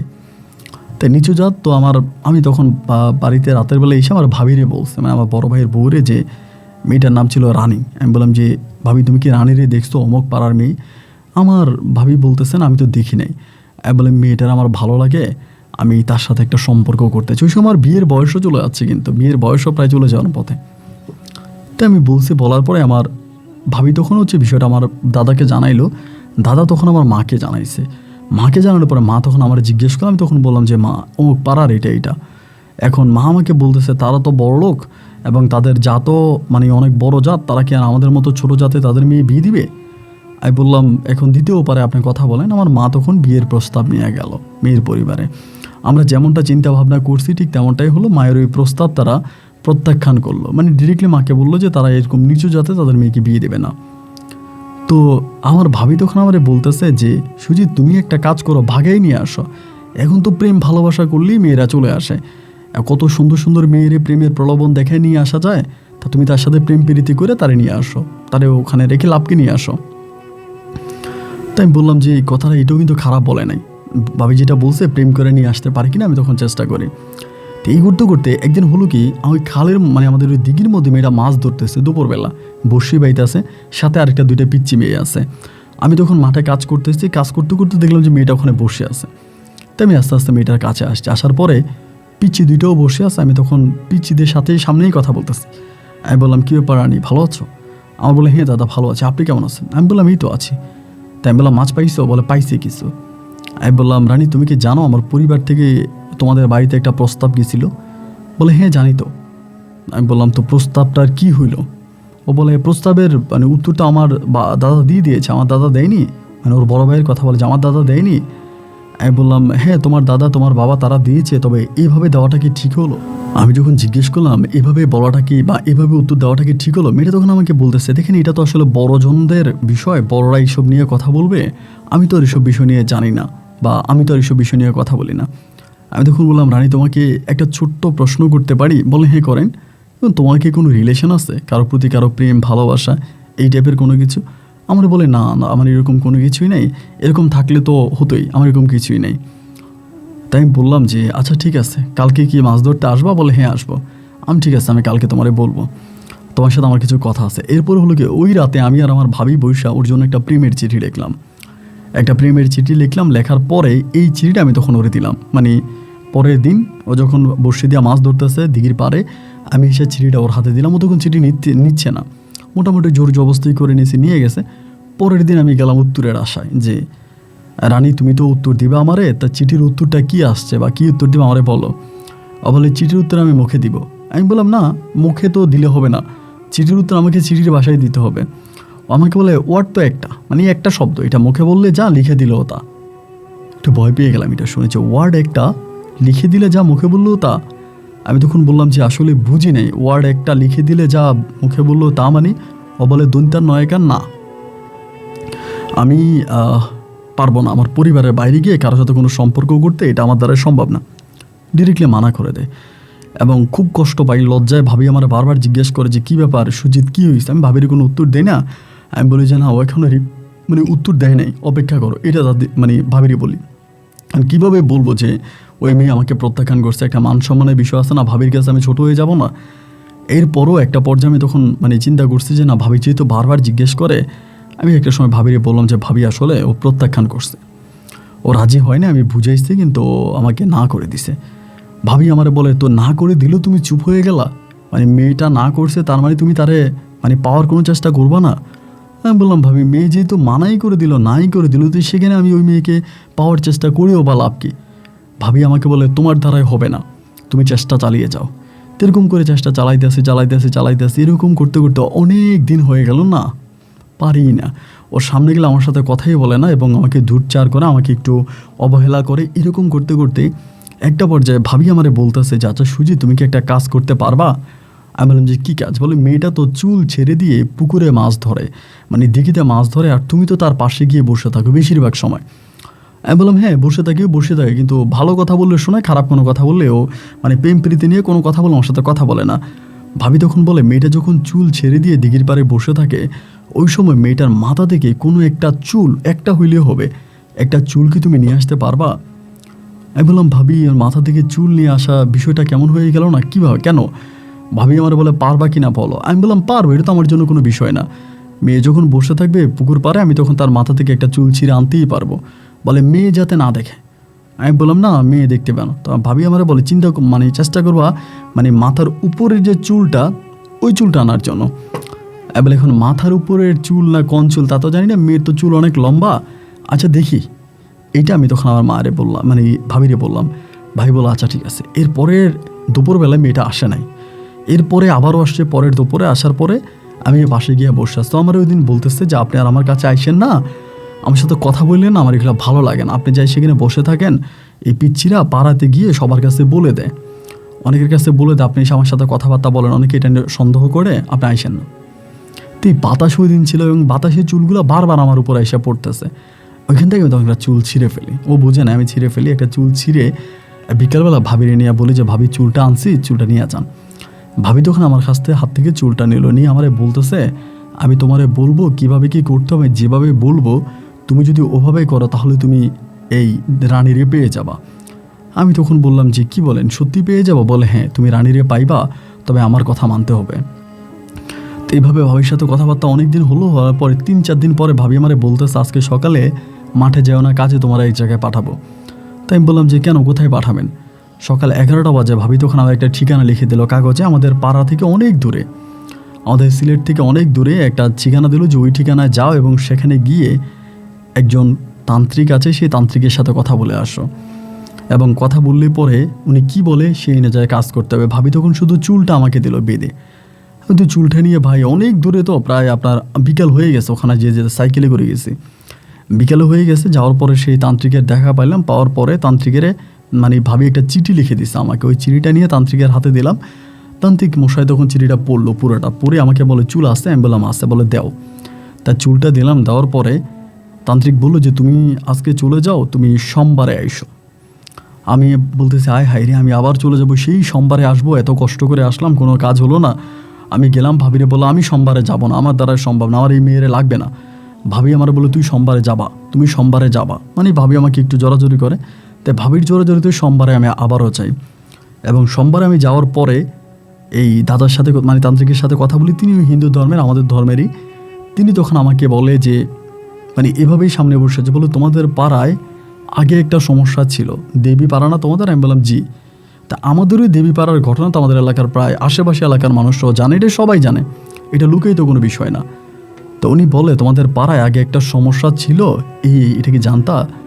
আমি বললাম হ্যাঁ, এটা আমি জানি। তো এটা আমাদের পাড়ার একটা ঘটনা, এটা জানবো না কেন, না জানা কিছু সবাই জানে। পরে আমাকে বলে এই সমস্যাটা এখন সমাধান হয়েছে না? আমি বললাম জি, বহু বছর ধরে এটা ঠিক হয়ে গেছে, এখন এই ধরনের কোনো ঝামেলা নেই, আমরা এখন এই পাড়ায় সবাই বসবাস করতেছি, আমরা সবাই ঠিক আছে। উনি তখন বলে মুক্তা নামের মেয়েটাকে যেখানে দহ করা হয়েছিল ওখানের এক মুঠো মাটি কি তুমি নিয়ে আসতে পারবা? আমি বললাম যে দাদা আপনি মুক্তার কথা বলতেছেন, মুক্তাকে নিয়ে তো আমাদের গ্রামের সব ঝামেলা, আপনি তো হয়তো জানেন, আপনি তো জানেনই। তা আবার আপনি আমাকে ওই কবরের দিকে যাইতে বলতেছেন? বলে হ্যাঁ, ওই কবরের মাটিটা লাগবে। আমি বললাম আপনি মুক্তা দিয়ে কবর বলতে ওই শ্মশানের ওর মাটিটা লাগবে আর কি, যেখানে ওকে দাহ করা হয়েছে। আমি তখন বললাম যে ওরটা নাই না, অন্য কোনোটা আনি, অন্য কোনো ইয়ে থেকে আনি। বলে না, ওরটাই লাগবে, ওকে যেখানে পুঁতে রাখা হয়েছে ওর হাড্ডিগুলো ওইখানকার মাটিয়ে লাগবে। পরে আমি বললাম ঠিক আছে। পরে দাদার সাথে কথা বলে তান্ত্রিকের সাথে কথা বলে বাড়িতে এসে আমার ভাবিরে বলি যে ভাবি, বৌদিরে বলি যে এই ঘটনা। বৌদি তখন আমার বলতেছে যে না, তাইলে বললে তুমি এটা করো। আমি বললাম না, আমি এটা করতে পারবো না, তুমি কি জানো না যে এটা নিয়ে আমাদের পাড়ায় কত ঝামেলা যাইতেছে, এরপর আমি এই ধরনের কাজ করব? কখনোই না। আমার বৌদি আমারে বলে না, করাই লাগবে, তুমি করো। এবার বৌদি নিজে কি করে, আমি যেহেতু যাই না, আমি যেহেতু করি না, বৌদি নিজে গিয়ে ওই মুক্তার যেই আপনার শ্মশানের যে ছিল, যেখান থেকে মাটি আনতে বলে, ওখান থেকে আমার মায়ের পরামর্শে তখন কেমনে ওখান থেকে মাটি এনে আমাকে দেয়। তো মাটি এনে আমাকে দেওয়ার পর আমি তখন ওই মাটিটা নিয়ে এই তান্ত্রিকের কাছে আবারও যাই। গেলে পরে আমাকে একটা তাবিজ বানিয়ে দেয়, আমাকে তাবিজটা বানায় দেয়। এবং তাবিজটা বানায় উনি বলে যে তাবিজটা যেভাবেই হোক মেয়েটার শরীরে একটু স্পর্শ করাই দিবা, মেয়েটার শরীরে তাবিজটা একটু স্পর্শ করাই দিবা, শুধু শরীরের মধ্যে একটু লাগলেই হবে। এবং লাগার পরে এই তাবিজটাই ওই যে মুক্তার যে দাহটা আছে, যেখান থেকে মাটি এনেছে, সেখানে এটা পুঁতে দিবা, তাহলেই খেলা শেষ এবং এরপরে খেলা দেখতে পারবা। এরপর তোমাকে আর কিছু করতে হবে না। উনি আমাকে এটা বললো। উনি এটা বলার পরে আমি তখন চিন্তা করলাম যে আচ্ছা ঠিক আছে। পরে ভাবিরে বললাম, ভাবি বলে এই মেয়ের সাথে বসে যেমনে পারো তার শরীরে একটু এটা লাগাই দাও তাবিজটা, এরপর আমাকে দিও, বাকি কাজ আমি করব। পরে আমি ঠিকই তাবিজটা নিয়ে গেলাম এবং যাওয়ার পরে আমি কি করলাম, ওর শরীরে ওই দিঘির পাড়েই বসে আস্তে আস্তে করে ওর শরীরে আমি তখনই তাবিজটা স্পর্শ করে না, ও বুঝতে পারিনি। এবং এরপরে তাবিজটা নিয়ে আমি ভাবির হাতে দিলাম। ভাবির হাতে দেওয়ার পরে এই 2-3 দিন হয়ে গেছে। এই 2-3 দিন পরে ভাবি তাবিজটা কী করছে তার জানি না, 2-3 দিন পরে মেয়েটা দিকে আমার সাথে ভালো ভালো কথা বলে। মানে যেই মেয়ে আমাকে সহ্য করতে পারতো না, ওই মেয়ে অন্য অন্য ছোটো ছোটো বাচ্চাদেরকে দিয়ে আমার ডাইকে আনে, এই যে যাও এই সুজিত দাত্রে ডাইকে আনো, এখানে সুজিত দাকে ডাকো। তা আমাকে যায় ডাইকে আনে, এই আসন আপনাকে ডাকতেছে, রানী দিদি ডাকতেছে, আসো। মানে ওই পাড়ার হিন্দু পাড়ার পোলাপাইনে আমার তখন বলতো, আমি তখন আসতাম। যে মেয়ে আমার সাথে দেখতে পারতো না, আমার সাথে কথা বলতো না, আমাকে দেখলে অন্যদিকে তাকিয়ে থাকতো, এই মেয়ে আমার সাথে এখন থেকে খুব সুন্দর করে ব্যবহার করে, অনেক মিষ্টি করে ব্যবহার করে, অনেক ভালো করে ব্যবহার করে, খুব সুন্দর করে কথা বলে। আমি তো ভাই পুরো অবাক হয়ে গেলাম যে কী ব্যাপার, আমার সাথে এত ভালো করে, এত মিষ্টি করে, এত সুন্দর করে কথা বলার কারণটা কি? এত মিষ্টি করে কথা বলার কারণটা কি? আমি তো এর কোনো ব্যাখ্যা খুঁজে পাই না। দেখা যায় সময় যত সামনের দিকে যাচ্ছেও আমার সাথে কথাবার্তা বলার ধরনটা অনেকটা বাড়িয়ে দিচ্ছে। এরকম করতে করতে আমি তখন একটা পর্যায়ে দেখলাম যে আমার প্রেমেই পড়ে গেছে অল্প সময়ের ভিতরে আমার প্রেমে পড়ে গেছে। পরে আমি বললাম যে তুমি কি আমার সাথে পালায়ে যাবা? যদি পালিয়ে যাও আমি তোমার বিয়ে করব। ও রাজি। মানে এরকম আমি যেটা বলি এটাতে ও রাজি, আমি যেখানে নিয়ে যাই সেখানেই যাইতে রাজি আছে। আমার কথার বাইরে কোনো কথা বলে না, আমি ঠিক যে সময় যেটা করতে বলো সেটাই করে। মানে এক কথায় আমার পোষা প্রাণী হয়ে গেছে, আমার কথার বাইরেও কিছুই করে না। আমি যখন বললাম যে তুমি কি আমার সাথে যাবা, আমি একটা জায়গায় যাব, তোমাকে নিয়ে যাব, তুমি কি যাবা? হ্যাঁ বলে, হ্যাঁ যাবো। আমাকে বিয়ে করবা? হ্যাঁ করবো। পরে আমি আমার ভাবির বাড়িতে ওকে নিয়ে যাই, রানীকে আমার ভাবির বাড়িতে গোপনে নিয়ে যায়। ভাবির বাড়িতে নিয়ে আমি ভাবির বাড়িতে রানীকে বিয়ে করি, ওখানে মন্দিরে বিয়ে করি এবং মন্দিরে বিয়ে করার পরে ভাবির বাড়িতেই থেকে যাই। এরিমে যে রানীর পরিবারও তখন বিষয়টা জেনে যায় যে আমি রানীর নিয়ে পালায়ে গেছি। তারাও তখন আমাকে, আমার পরিবারকে বিভিন্ন জায়গায় খুঁজতে থাকে, অনেক ঝামেলা করতে থাকে। মানে একটা অন্যরকম পরিস্থিতি তখন ওই জায়গায় তৈরি হয়। এর 2-1 দিন পরে আমি তখন রানীকে নিয়ে বাড়ি ফিরি, মানে আমাদের বাড়িতে আসি। বাড়িতে আসার পরেই পরের দিনে রানীর বাবা, রানীর দাদা এবং রানীর পরিবারে আরও লোকজন আমাদের পাড়ায় আসে। এসে আমার আব্বাকে ডাকাডাকি করে আমার আব্বাকে এরকম করে কথা বলে। রানী তখন গিয়ে বলে আমি সম্পূর্ণ আমার ইচ্ছায় আমি সুজিতকে বিয়ে করছি, আমি কারো প্রলোভনে বিয়ে করি না, ওর আমি ভালোবেসে বিয়ে করছি। মানে ওর বাবা মায়ের সাথে খুব স্ট্রেট ফরওয়ার্ড কথা বলে। একটু শক্ত হয়ে কথা বলার পরে ওর বাবা মা তখন ভয় পেয়ে, মানে মেয়ের কথা শুনে তারা রাগ করেই পাড়া থেকে চলে যায় যে না, তারা আর এখানে আসবে না। এরপর আমি তখন রানীকে নিয়ে থাকতেছি অনেকগুলো দিন কেটে গেল। আমাদের মাঝে আর কোনো সমস্যা রইল না, মানে ও আমার সাথে থাকে, আমি ওর সাথে থাকি। এরকম করতে করতে একটা সময় ওর বেবি কনসেপ্ট করলো, মানে ওর পেটে বাচ্চা আসলো। তো বাচ্চাটা আসার পর আমার মা বাবা উভয় অনেকটা খুশি হলো যে ওর পেটে বাচ্চা আসছে, আমি বাবা হবে। এরকম করতে করতে ওর পেটে একটা মৃত সন্তান হলো। মানে সন্তানটা প্রসব হয় এবং হওয়ার কিছুক্ষণ পরেই মারা যায়।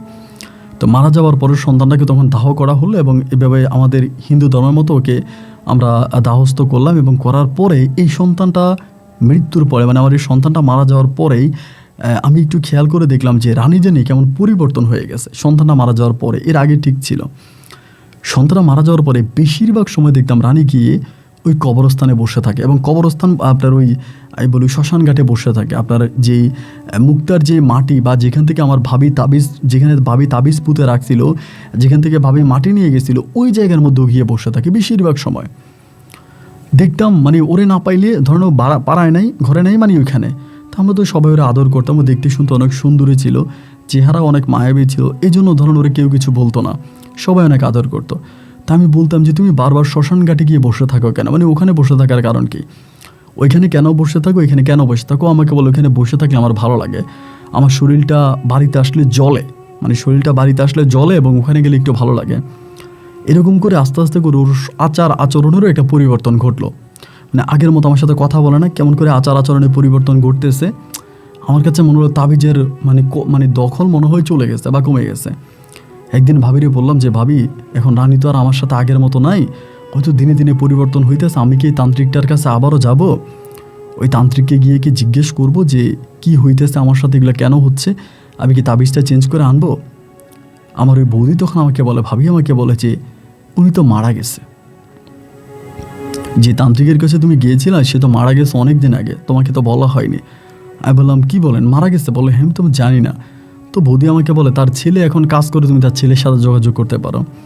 এর কয়েকদিন পরে আমি তখন তার ছেলের কাছে যাই, যে তান্ত্রিক আমাকে তাবিজ করাইয়া রানীর আমার ঘরে বউ বানাই দিল, ওই তান্ত্রিকের ছেলের কাছে যাই। এবং যাওয়ার পর ওর বাবার জন্য খুব দুঃখ করে ওনার বাবা চলে গেল পরপারে। এখন ছেলে বলতেছে যে আমার বাবা কি করে গেছে তা তো আর আমি জানি না, তবে আমি আমার মতো করে আপনাকে পানি পড়া তাবিজ দিচ্ছি, আশা করি ঠিক হয়ে যাবে ভগবানের কৃপায়। তো সে আমাকে পানি পড়া তাবিজ পড়া এগুলো ওইগুলো দিতেছে, আমি ওইগুলো নিয়ে মুক্তার শরীরে আপনার রানীর শরীরে লাগাইতেছি, কিন্তু এতে কোনো কাজ হয় না, কাজ হচ্ছে না। আমি এই তান্ত্রিক ওই তান্ত্রিক বিভিন্ন জায়গায় যে কাজ হয় না, বেশিরভাগ সময় তখনও করে কি ওই জায়গায় গিয়ে বসে থাকে। আপনার এই আমাদের যে শ্মশান ঘাট আছে, শ্মশান ঘাটের ওখানে গিয়ে বসে থাকে, সেম জায়গাটার ভিতরে যে জায়গায় ভাবি তাবিজটা পুঁতে রাখছিল ওই জায়গাটার মধ্যেই বসে থাকে। এখন আমি ভগবানের কাছে কত পূজা দিয়ে প্রার্থনা করি যে ভগবান তাকে ভালো করে দেখ, ভগবান তাকে ঠিক করে দেখ। এখন না, ও ভাই ঠিকই হয় না, ঠিক হয় না, হয় না, হয় না, সব সময় ওখানে গিয়ে বসে থাকে। আস্তে আস্তে আস্তে আস্তে করে খেয়াল করে দেখতাম যে ওর ভিতরে পাগলামির প্রবণতা একটু বেড়ে যাচ্ছে, মানে পাগলামি করে, কারণে অকারণে হাসাহাসি করে এবং একটু বেশি বেশি কথা বলে, মানে একটু অন্যরকম হয়ে গেল, মানে একেবারেই অন্যরকম হয়ে গেল, এতটাই অন্যরকম হয়ে গেল যে আমি আসলে বুঝতে পারতেছি না যে আমি কী করব, বুঝতে পারতেছি না যে আমি কী করব। ওরে যতভাবেই ঠিক করার চেষ্টা করি ও ভাই আর ঠিক হয় না। এবার আমি পানি পড়া তাবিজ পড়া বিভিন্ন ধরনের কিছু তান্ত্রিক, আমি মুসলিমদের কাছেও যাই, অনেক মুসলিম কবিরাজ থাকে ভালো ভালো, ওনাদের কাছে পর্যন্ত যাই, কিন্তু কোনোভাবেই কোনো কাজ হয় না। যাদের কাছে যাই, যেখান থেকে যাই সেখান থেকে আমি শূন্য হাতে ফিরে আসি, আমি কোনো কিছু করতে পারি না। এবং যেখানেই যাই সেখানেই শূন্য হাত, শূন্য অবস্থা। এবং এই করতে করতে একটা পর্যায়ে পাগল হয়ে গেছে, মানে একেবারে পরিপূর্ণভাবে পাগল হয়ে গেছে।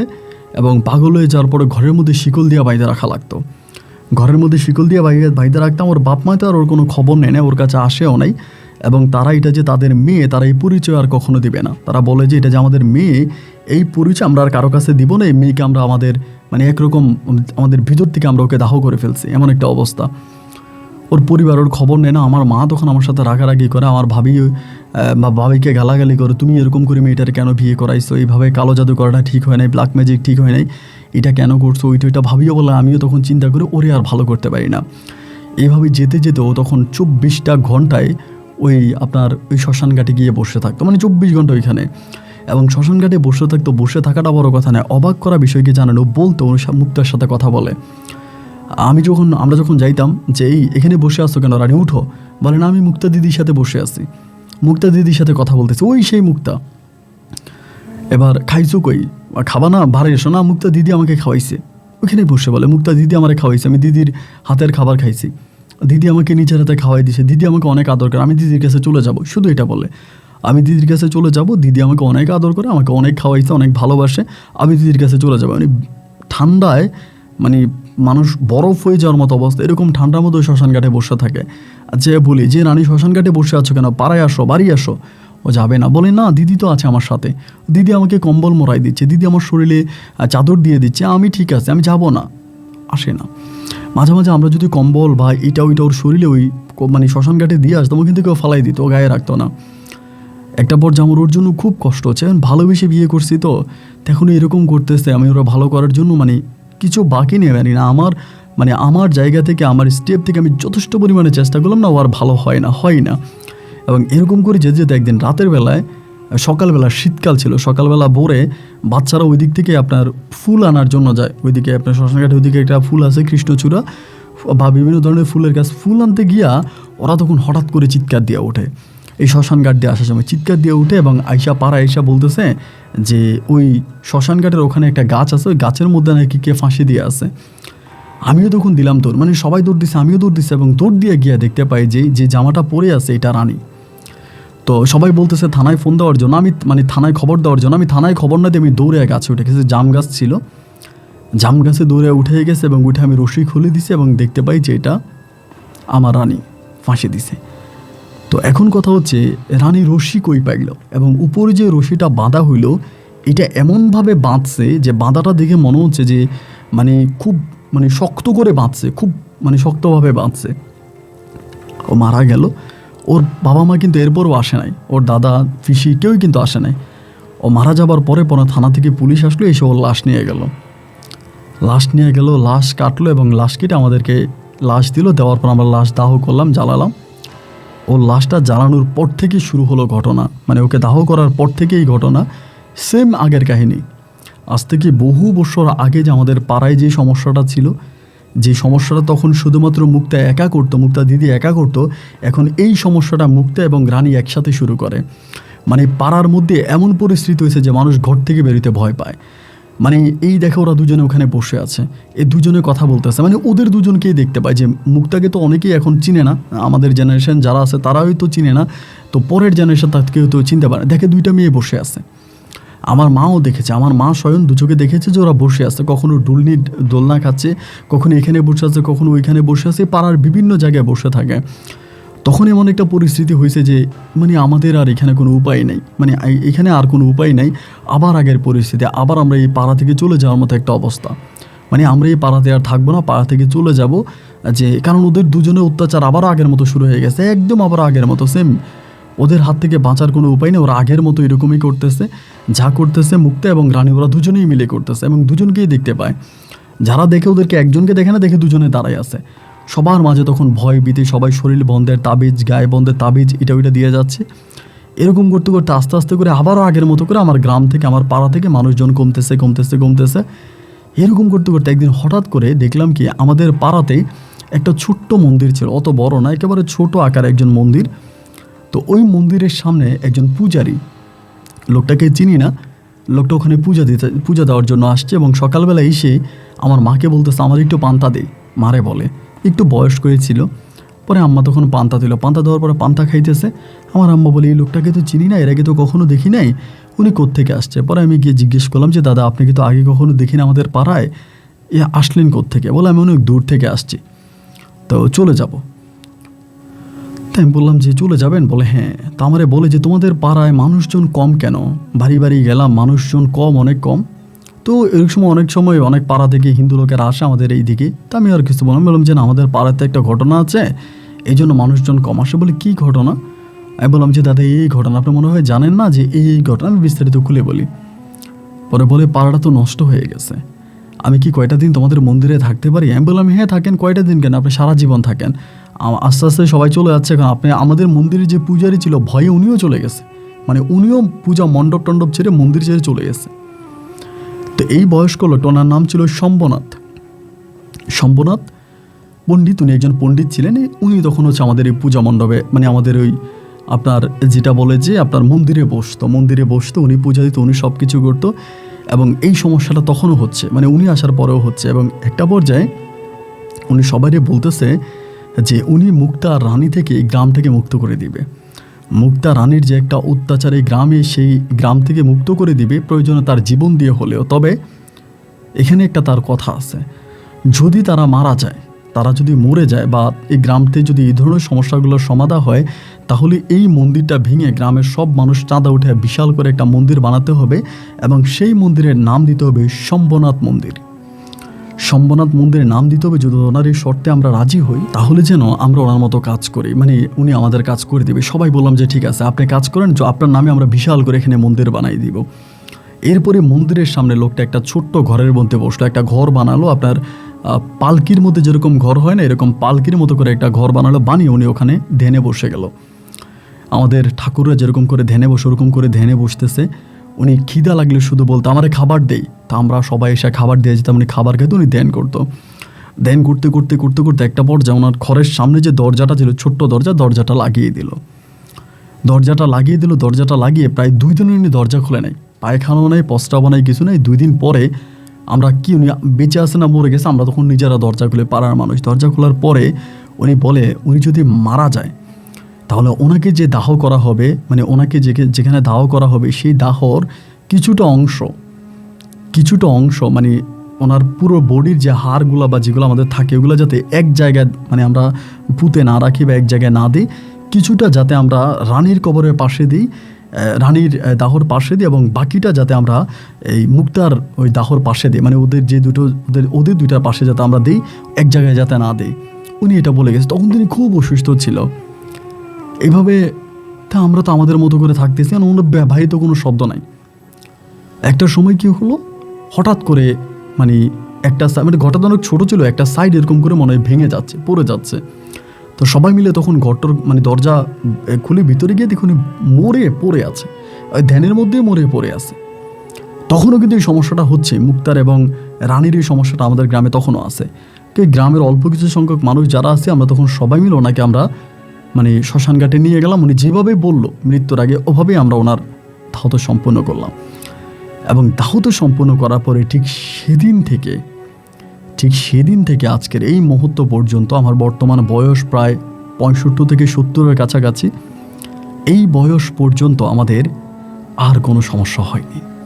প্রায় আমাদের ঘটনাটা যখন শুরু হয় সেই থেকে প্রায় 30 বছর পর্যন্ত আমাদের গ্রামটা এই রানী এবং মুক্তার কবলে ছিল, ওই পরীর জিনপরীর কবলে ছিল। এবং এই আমাদের এই শম্ভনাথ পণ্ডিত আমাদের এই পুরো গ্রামটাকে মুক্ত করে, বা তিনি কী করে এটা তিনি জানে, তিনাকে ভগবান কী পাওয়ার দিয়েছে, কী পাওয়ারে তিনি এগুলো করে। এবং তিনের মৃত্যুর পরে সম্পূর্ণভাবে আমরা আজও নিরাপদ। এবং এরপরে আমরা ওখানে বিশাল করে একটা মন্দির বানাই, শম্ভনাথ মন্দির নামে আমাদের এই মন্দিরটা পরিচিত। এবং আজও আমরা ঠাকুরকে অনেক মিস করি এবং ওই পণ্ডিতকে আমরা অনেক মিস করি। আমাদের গ্রামে আর কোনো সমস্যা হয়নি। আমাদের গ্রামে আমি আর আমার আরেকজন বন্ধু আছে, ও হিন্দু ধর্মের মানুষ। ও আর আমি, ওর নাম হচ্ছে অংশট। ও আর আমরা দুজনেই মিলে হচ্ছে আপনার গল্পগুলো শুনি।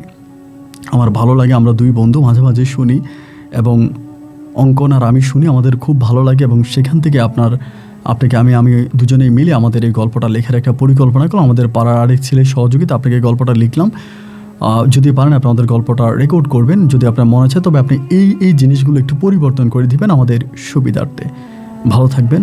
আপনার জন্য ভগবানের কাছে প্রার্থনা করি তিনি যেন আপনাকে দীর্ঘায়ু দান করে।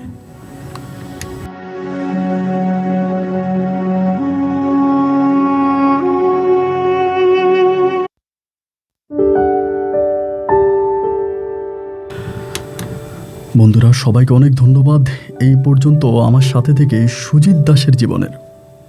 ওনার নামটা যদিও অন্য কিছু ছিল, ওনার রিকোয়েস্ট ছিল নামটা যাতে আমি এই নামটাই দিই, এই পছন্দের নাম ছিল ওনার। এবং ওনার বন্ধুর দুজনের নামটাই আমি পরিবর্তন করেই গল্পটা রেকর্ড করেছি। এবং দুজনের নাম ওনারা ওনাদের মতো করে বলেছে, সেরকম করে আমি গল্প রেকর্ড করছি। কেন তারা নামটা পরিবর্তন করেছে এটা আমি ঠিক নিজেও জানি না। তারা অনেক বয়স্ক মানুষ, দুজনের বয়সে প্রায় 70-এর কোটায়। এবং হৃদয় স্পর্শ করার মতো একটা গল্প ছিল। কালো জাদু, ব্ল্যাক ম্যাজিক, আমি আসলে এই যে ইদানিং যে জিনিসগুলো দেখে অনেক ক্ষেত্রে দেখতে পাই, কেউ যদি মোটামুটি একটা কবিরাজ, আমি যে গল্পগুলো রেকর্ড করে বিশ্বাস করেন, আমি জানি যে অনেকেই আমাকে ইমেল করতে থাকবে যে সুজিত দাসের নাম্বার চাই। এবং প্রচুর পরিমাণের আমি একটা মহিলাকে চিটং বাড়ি, ওনাকে আমি একটা নাম্বার দিয়েছিলাম, আপনার একজন বৌদ্ধ কবিরাজের নাম্বার, সীতাকুণ্ডের ওইদিকে। তিনি দাদার কাছে এই পর্যন্ত কম করে হলো 100 বার গেছে। কী কারণে গেছে জানেন? ওনার মেয়ের জামাইকে মেরে ফেলার জন্য মন্ত্র করে, কালো জাদু করে ওনার নিজের মেয়ের জামাইকে মেরে ফেলার জন্য উনি 100 বারের মতো গেছে দাদার কাছে। দাদা আমাকে ফোন দিয়ে বলে যে এই ঘটনা। তো আসলে যারা এই ধরনের কাজগুলো করেন, এগুলো থেকে বিরত থাকবেন। এগুলো তো উপকার যতটুকু হয় তার চেয়েও বেশি ক্ষতি হয়। বন্ধুরা, গল্প কেমন লেগেছে? এই গল্প নিয়ে ব্যক্তিগত কোনো মতামত থাকলে কমেন্ট বক্সে লিখবেন। আর যেখানে বিদায়, ইনশাআল্লাহ দেখা হবে অন্যদিন অন্য কারো বাস্তব জীবনের গল্প নিয়ে। আল্লাহ হাফেজ এন্ড আসসালামু আলাইকুম।